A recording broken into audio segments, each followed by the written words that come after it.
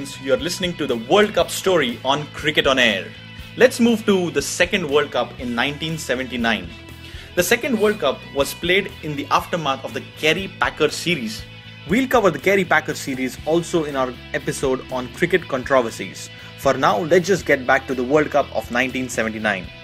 So, like we had this entire episode of Sunil Gavaskar taking over the first ever World Cup match, did anyone pull a Gavaskar in the second World Cup this time around?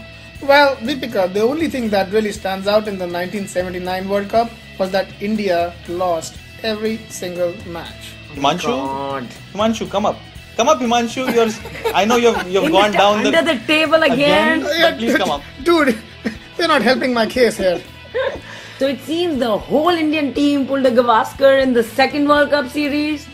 And besides that, West Indies won the 1979 World Cup again. Second time in a row. Was Clive Lloyd the captain this time again? Yes, he was. Oh my God. So West Indies were champions for the second time in a row in their second World Cup finals. There must have been something about their cricket that made them champions, you know. There is always, when you are consistent as a winner, there's something going on within the team. I think the morale of the team, the dynamics, the entire environment of the crowd must have played a big part in this. Yeah, Deepika, absolutely. It basically, all that you said boils down to one word: attitude. You know, it was their attitude to enjoy cricket.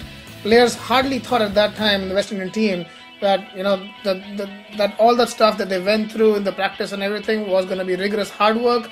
Vivian Richards, in fact, you know, now very well known as Sir Vivian Richards, said that even their exercises were fun and with some music around, and there was always some rhythm going in. So there's not the attitude, I would say this is called the winning attitude, Himanshu. Or I remember you also told me once about the flow part.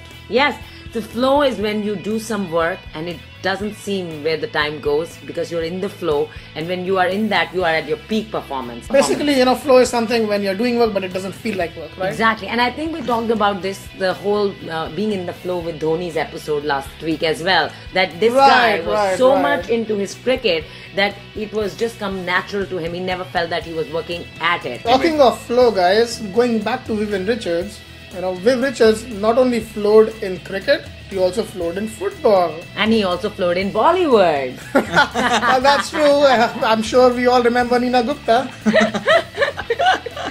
Anyway, and so he used to represent Antigua in football and West Indies in cricket. I mean, talk about man of many talents. What's with this football and cricket? Like Dhoni we spoke about was a former football player, turned into a brilliant batsman. Same with, you know, there's something going on here. In fact, it goes beyond just players. You know, there was an umpire called Steve Buckner who's well known as a cricket umpire on the cricket field, and he has also been a soccer official in a national soccer match. I don't know if it was a World Cup. Wow. So it's also about referees. There's some connection there. Yeah, I think the talent as a sportsman is one universal fact, and you can harness the talent into any specific sport and become brilliant at it. Absolutely. So coming back to the World Cup story, it was only after the 1979 World Cup that the ICC decided to make the World Cup a 4-yearly event.